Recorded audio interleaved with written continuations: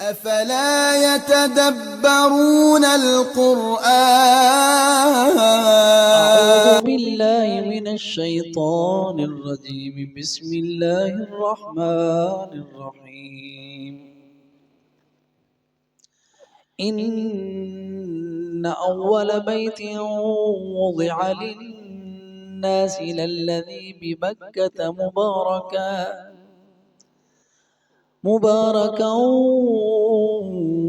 وهدى للعالمين فيه آيات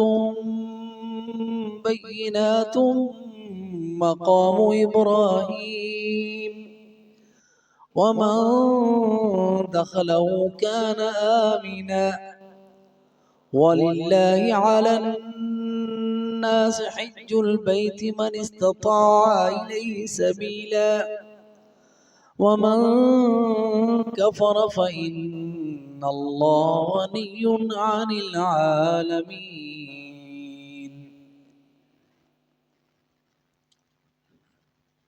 إن أول بيت بشک پہلا گھر اول بیت پہلا گھر وضع رکھا گیا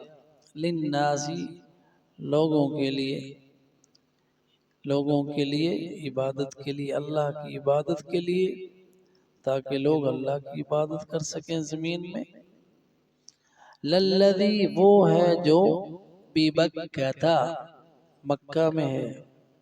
مبارکن برکت والا وہدن اور ہدایت دینے والا للعالمین جہانوں کو فیہ اس میں آیات نشانیاں ہیں بینات واضح مقام ابراہیم مقام ابراہیم ہے ومن دخلہ اور جو اس میں داخل ہوا کان آمنا وہ امن میں ہے وللہ اور اللہ کے لیے علی الناس لوگوں پر فرض ہے حج البیت اس گھر کا حج حج البیت میں دو قرآت ہیں حج البیت اور حج البیت دونوں نبی صلی اللہ علیہ وسلم سے ثابت ہے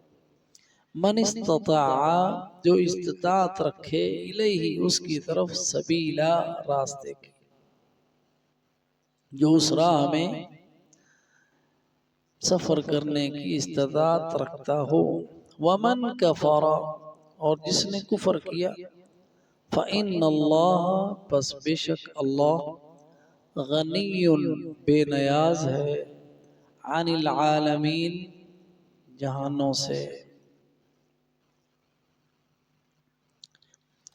ان آیات کی تفسیر ان اول بیت وضع للناس سب سے پہلا گھر جو زمین پر اللہ کی عبادت کے لیے بنایا گیا وہ بیت اللہ ہے اور یہ ان کے اس شبہ کا ازالہ ہے یہودیوں کے کہ وہ اعتراض کرتے تھے نبی صلی اللہ علیہ وسلم پر کہ یہ کیسا نبی ہے کہ جو پہلے رسولوں کی مخالفت کر رہا ہے کہ پہلے جتنے رسول تھے وہ بیت المقدس کی طرف رخ کر کے نماز پڑھتے تھے اور یہ بھی شروع میں بیت المقدس کی طرف رخ کر کے نماز پڑھتے رہے اور اب انہوں نے اپنا قبلہ کعبہ چینج کر لیا تو اللہ سبحانہ وتعالی نے ان کے اس شبے کا جواب دیا ہے ازالہ کیا ہے کہ بیت المقدس سے پہلے جو گھر اللہ کا بنا وہ بیت اللہ ہے اور بیت اللہ جو ہے قرآن میں جو آتا وَإِذْ يَرْفَعُ إِبْرَاهِيمُ الْقَوَاعِدَ مِنَ الْبَيْتِ کہ جب حضرت ابراہیم علیہ السلام بیت اللہ کی بنیادوں کو بلند کر رہے تھے تو اس میں علماء نے کہا کہ بیت اللہ پہلے سے موجود تھا، تو حوادث زمانہ سے سیلاب وغیرہ آنے سے وہ منہدم ہوا اور زمین پوش ہو گیا۔ اس کی بنیادیں موجود تھیں، جسے اللہ سبحانہ و تعالی نے حضرت ابراہیم علیہ السلام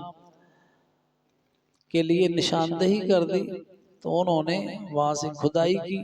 اور بنیادیں وہاں سے ملی اور انہی بنیادوں کو پھر سے بلند کیا۔ تو حضرت ابراہیم سے بھی پہلے بیت اللہ حضرت آدم علیہ السلام نے بنایا، اور ان سے بھی پہلے فرشتوں نے بنایا۔ یہ سارے اقوال مفسرین کے موجود ہیں۔ تو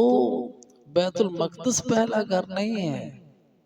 اس سے بھی پہلے بیت اللہ ہے۔ اسی طرح بیت المقدس جو ہے وہ حضرت یعقوب علیہ السلام نے بنایا، اور اس کے بعد حضرت سلیمان علیہ السلام نے بنایا، اور حضرت یعقوب علیہ السلام جو ہیں وہ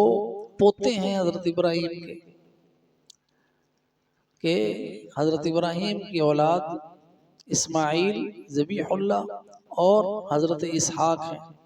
اور اسحاق کے بیٹے یعقوب ہیں۔ تو اس یعقوب علیہ السلام حضرت ابراہیم کے پوتے، انہوں نے بیت المقدس کی تعمیر کی۔ جب نبی صلی اللہ علیہ وسلم سے پوچھا گیا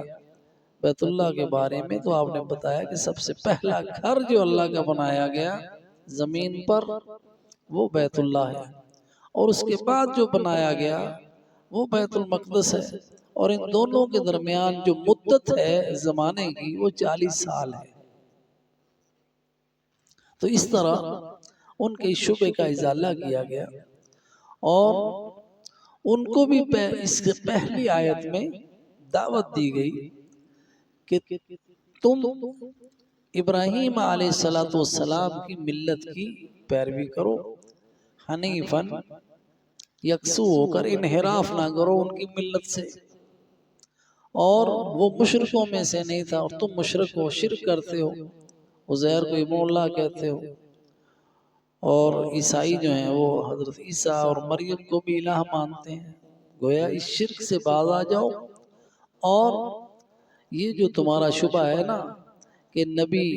حضرت محمد صلی اللہ علیہ وسلم نے مخالفت کی ہے حضرت ابراہیم کی، ایسی بات نہیں ہے۔ پہلا گھر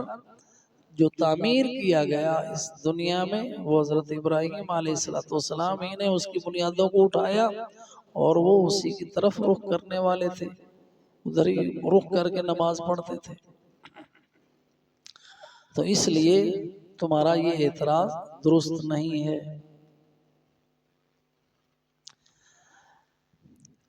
للذی ببکۃ، وہ پہلا گھر وہ ہے للذی ببکۃ جو بکہ میں ہے۔ یہ مکہ کے نام ہے، اللہ تعالیٰ نے اس شہر کو بڑا شرف بخشا ہے، اور اس کے نام قرآن میں ایک سے زیادہ ذکر ہوئے ہیں۔ مکہ بھی ہے، حرم بھی ہے، ام القریٰ بھی ہے، قریہ بھی ہے، بکہ بھی، یہ سارے نام مکہ المکرمہ کے ہیں۔ تو علماء نے بکہ کی تفسیر میں یہ کہا کہ بکہ جو ہے وہ مسجد الحرام کی حدود ہیں، مسجد جتنی جگہ میں مسجد ہے وہ بکہ ہے، اور اس کے بعد جو حدود حرم ہیں جو پھیلی ہوئی ہیں اور مختلف جہات میں مختلف ہیں، ایک طرف تنعیم کی طرف ہے مسجد عائشہ کی طرف، دوسری طرف ادھر اگر چلیں تو عرفات تک حرم کی حدود ہیں، اور اگر ادھر جائیں تو حدیبیہ تک ہیں۔ حدیبیہ 80-82 کلومیٹر دور ہے مکہ سے، وہاں تک حرم ہے، اور وہ سارے کا سارا وہ مکہ ہے، حدود حرم کے اندر مکہ ہے، اور جو مسجد کی حدود ہیں وہ بکہ ہے۔ تو اس میں اللہ تعالیٰ نے اسے مبارک بنایا ہے، مبارکن برکت والا ہے، کہ وہاں پہ وادی غیر ذی زرعین ہے، لیکن اللہ نے اس بقعہ کو، اس خطہ ارض کو ایسا برکت والا بنایا کہ اس میں دنیا جہان کے پھل چلے آتے ہیں اور کھانے کی کوئی کمی نہیں ہے، اور وہ مبارکن برکت والا ہے، کھانے میں بھی برکت ہے، اور اس میں پھر پانی ہے ماؤ زمزم، اس میں بھی برکت ہے کہ کب سے ہے وہ چشمہ پھوٹا ہوا، کتنے ہزاروں سال گزر گئے اور لوگ اس سے پی رہے ہیں، اور وہ اسی طرح طعام الطعمن ہے، کھانے والوں کے لیے اس میں غذا بھی ہے اور پینے والوں کے لیے اس میں ہے جی پیاس بجھانے کا سامان بھی ہے، بھوک بھی ختم کرتا ہے، پیاس بھی ختم کرتا ہے، برکت والا ہے۔ اسی طرح وہ جگہ بکہ مبارک ہے کہ وہاں پہ ایک نماز پڑھیں تو لاکھ کا اجر ملتا ہے، یہ برکت ہے۔ اور اس کی برکت یہ ہے کہ سارے جہان سے لوگ اس کی طرف کھینچے چلے آتے ہیں، جو ایک بار آ جائے بار بار ادھر جانے کی تمنا رکھتا ہے۔ اور پھر بکہ ازدحام سے بھی ہے کہ وہاں پہ وہ ایسی جگہ ہے جہاں مزدحم، جہاں پہ لوگوں کا ازدحام رہتا ہے، اکٹھے ہوتے ہیں لوگ، برکت والا ہے، ہر طرح کی برکات اللہ تعالیٰ نے اس میں رکھی ہیں۔ جو اس گھر کا حج کرتا ہے، اس حج کی برکت سے اس کے سارے گناہ معاف ہو جاتے ہیں۔ العمرۃ الی العمرہ جو ہے وہ کفارہ بن جاتا ہے گناہوں کا، یہ برکت ہے عمرے کی۔ اور اس گھر کی زیارت کرنا باعث برکت ہے، اور جو حج اور عمرہ کرتا ہے اس کے رزق میں برکت ہو جاتی ہے، مبارکن، ہر طرح اللہ تعالیٰ نے اس جگہ کو برکت والا رکھا ہے۔ وہدن، اور وہ گھر ہدایت والا ہے، ہدایت ہے اس میں، للعالمین، جہانوں کے لیے۔ عالمین کے کئی معنی ہیں،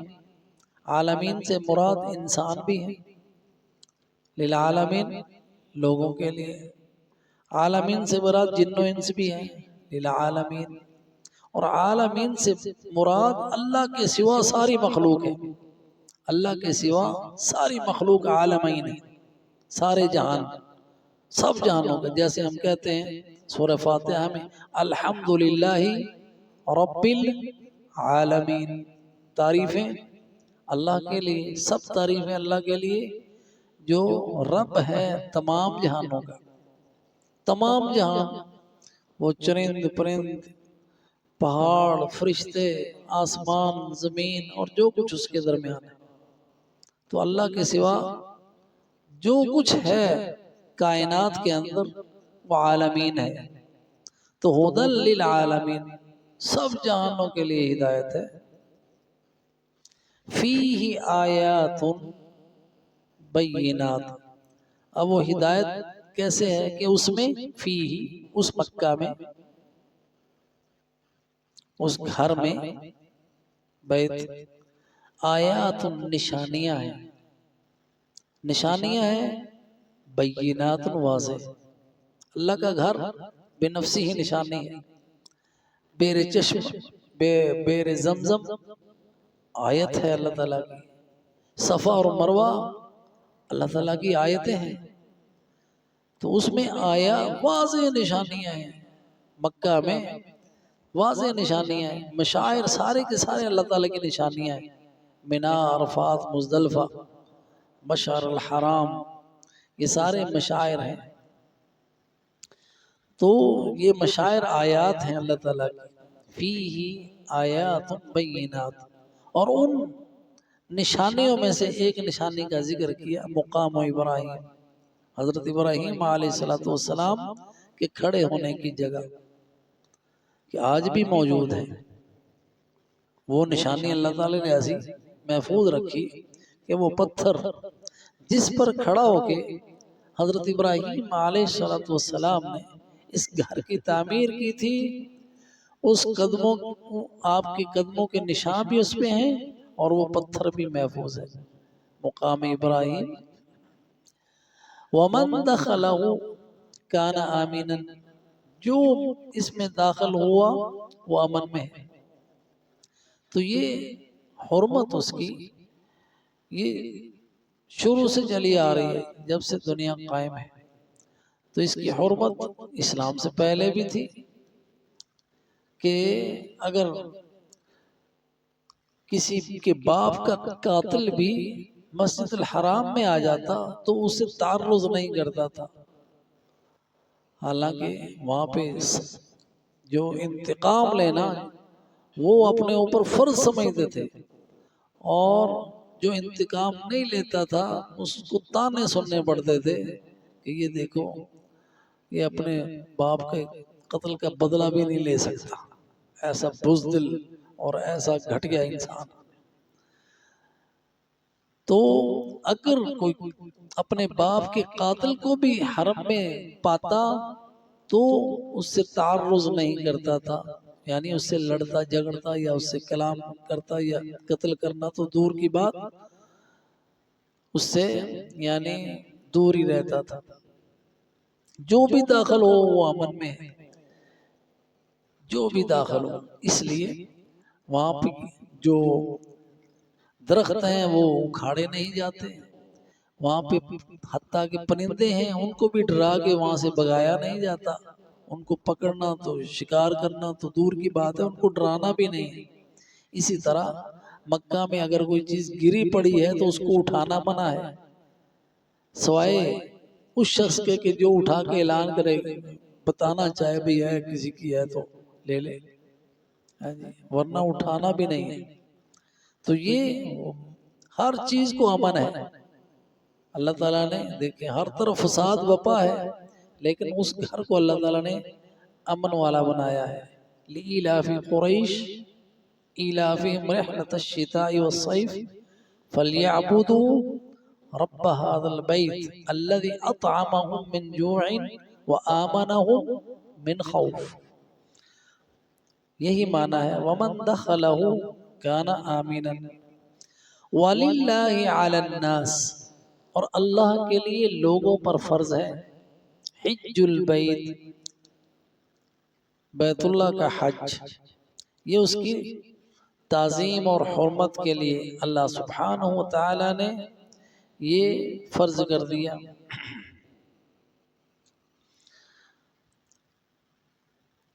من استطاع الیہ سبیلا، یہ تخفیف ہے کہ ہر شخص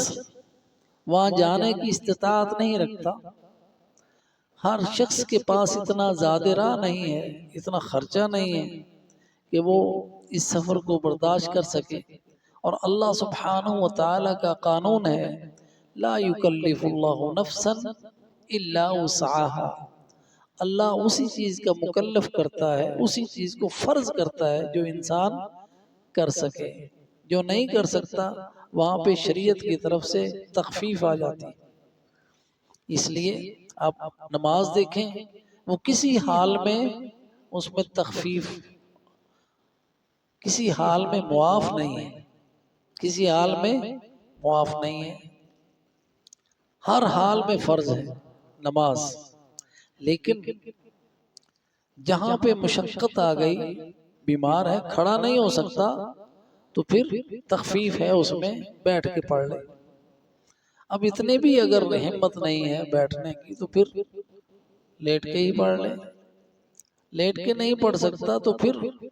اشارے سے پڑھ لے، اشارہ کرنے کی بھی ہمت نہیں ہے تو دل میں نیت کر لے، دل سے پڑھ لے۔ اور جب ہم زکوٰۃ کو دیکھتے ہیں تو اس کے لیے اللہ تعالیٰ نے ایک نصاب مقرر کیا ہوا، اتنے پیسے ہوں گے تو پھر 2.5% دینی ہے۔ تو حج ہے وہ زندگی میں صرف ایک مرتبہ، نبی صلی اللہ علیہ وسلم نے جب حج کی فرضیت کے بارے میں بتایا تو ایک شخص اٹھا کہنے لگا اکل عام، نبی صلی اللہ علیہ وسلم خاموش رہے اور اپنی بات کو دہرایا، ان اللہ فرض علیکم الحج فحجوا، اللہ نے تم پر حج فرض کیا ہے حج کرو۔ تو پھر اس نے کہا اکل عام، آپ خاموش رہے اور اپنی بات کو دہرایا، لیکن اس نے پھر دوبارہ سے پوچھا تو آپ نے فرمایا جو میں چھوڑ دوں اس کو چھوڑ دیا کرو، اگر میں کہہ دیتا کہ ہاں تم پر فرض ہے ہر سال لما استطعتم، پھر تم کر نہیں سکتے، تو یہ نبی صلی اللہ علیہ وسلم بالمومنین رؤوف الرحیم ہے، مومنوں کے ساتھ ایسا فریضہ عائد ہی نہیں کرتے، اللہ سبحانہ و تعالی نے ایسا فرض عائد ہی نہیں کیا کہ جو